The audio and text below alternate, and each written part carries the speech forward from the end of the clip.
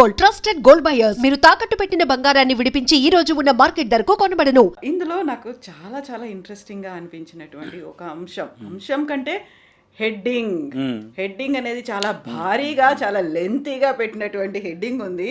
Correct మీ. Supercalifragilisticexpialidocious bombastic KCR. ఎందుకు కేసీఆర్ కి అంత పొడుగు హెడ్డింగ్ పెట్టారు? Supercalifragilisticexpialidocious is the longest word in English. ఇంగ్లీష్లో అంతకంటే పెద్ద వర్డ్ లేదు. And that is next level of excellence అనమాట.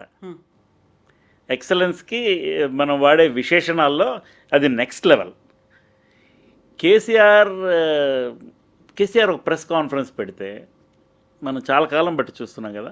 కేసీఆర్ ప్రెస్ కాన్ఫరెన్స్కి బహుశా ఏ ప్రోగ్రామ్కి రానని వ్యూస్ వస్తాయి టీవీ ఛానల్స్లో కానీ యూట్యూబ్లో కానీ. అట్లానే న్యూస్ పేపర్లో కూడా ఒక 12-13 ఆర్టికల్స్ తయారవుతాయి. ఒక రిపోర్టర్ సరిపోడు, ఒక రిపోర్టర్నే అలౌ చేస్తారు, ఒక్కడే వెళ్తాడు అక్కడికి ప్రశ్నలు అడగడానికి, వాటికి కొన్ని పాయింట్లు నంబర్స్ నోట్ చేసుకోవడానికి. బట్ లైవ్ టెలికాస్ట్లో కూర్చొని 4-5 రిపోర్టర్లు రాసుకుంటుంటారు ప్రతి ఆఫీస్లోని. అండ్ ఆయన ఒక్క సబ్జెక్ట్ నుంచి ఇంకో సబ్జెక్ట్కి, ఇంకో సబ్జెక్ట్ నుంచి ఇంకో దానికి అలా వెంటనే డ్రిఫ్ట్ అయిపోతుంటారు.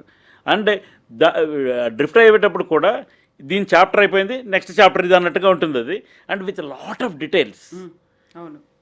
అండ్ మనం ప్రెస్ మీట్ దీనికోసమే పెట్టాం కదా, ఇదే అయిపోతుంది అని చేయరు. And it's a visual delight. And ఆయన 1.5-2 గంటలు నడిపిస్తాడు ప్రెస్ కాన్ఫరెన్స్ని సినిమాలాగా. And with so many expressions, so many topics.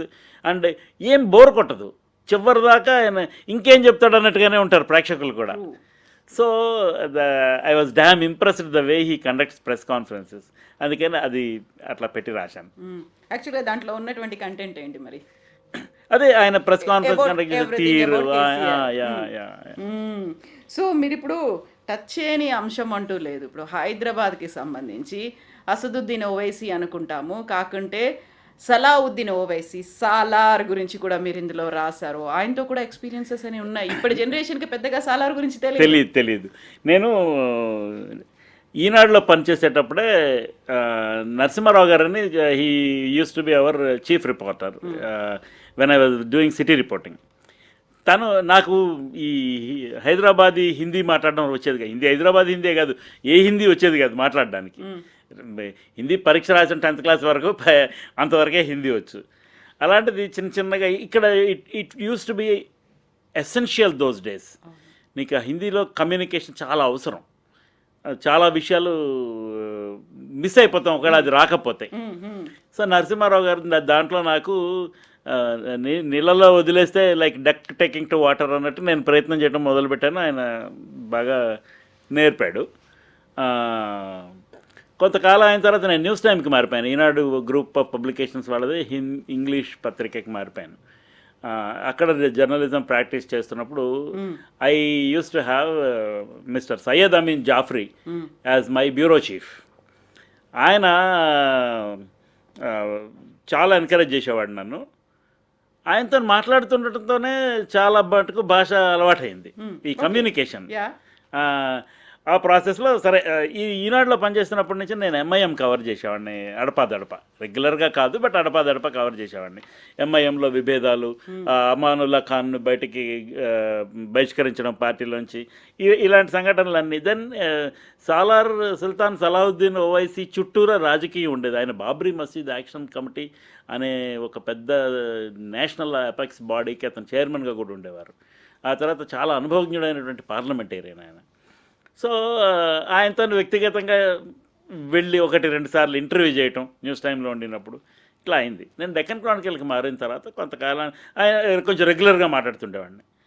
ఓనాడు ఆయనకి he use to take special liking for me. నా పత్రిక విధానం ఎలా ఉన్నా, మేము వాళ్ళకి ఫేవరబుల్గా ఉన్నా లేకపోయినా, నేను రాసే వార్తలు ఆయనకి పూర్తి వ్యతిరేకం అయినా, he use to have that large heart. ఒక ప్రొఫెషనల్ని ఎట్లా గౌరవించాలో అది తెలిసినవాడు ఆయన. So he use to take a special liking for me. నేను వెళ్తే చాలా ముచ్చటగా మాట్లాడేవారు. ప్రెస్ కాన్ఫరెన్స్ కంటే ముందు వెళ్తాను. I have the habit of ఒక 5 minutes ముందు వెళ్తాను, ఒక 10 నిమిషాల తర్వాత బయటకు వస్తాను.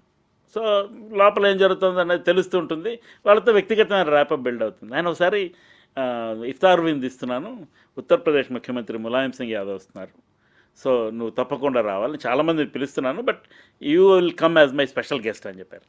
వెళ్ళాను, ఆ దారుస్సలాంలో వాళ్ళ పార్టీ ఆఫీస్ దగ్గరికి వెళ్ళాను, స్కూటర్ పెట్టుకొని వెళ్తే లోపలికి వెళ్ళగానే ఆయనే చూసి పెద్ద సోఫాలు గట్రా వేసినాయి, పెద్ద హ్యూజ్ గ్రౌండ్స్, అది గ్రౌండ్స్ లైట్లు ఫ్లడ్ లైట్స్ అవన్నీ పెట్టున్నాయి, మీడియా గ్యాలరీ ఒకటి ఉన్నది. నేను అటువైపు వెళ్తుంటే ఆయన వచ్చి నన్ను పట్టుకెళ్ళి ఆయన ఆ సోఫాలో ఒక పక్క ఆయన కూర్చున్నారు, ఒక పక్క ములాయం సింగ్ యాదవ్ గారు కూర్చున్నారు, మధ్యలో నన్ను కూర్చోబెట్టి ఆయనకి పరిచయం చేశాడు. మషూర్ జర్నలిస్ట్ హే, మషూర్ పత్రకార్ హే హైదరాబాద్ కా, ఈ వర్క్స్ ఫర్ డెక్కన్ క్రానికల్ అని పరిచయం చేశారు. And I had an opportunity to talk to Mulayam sing for 1 or 2 minutes.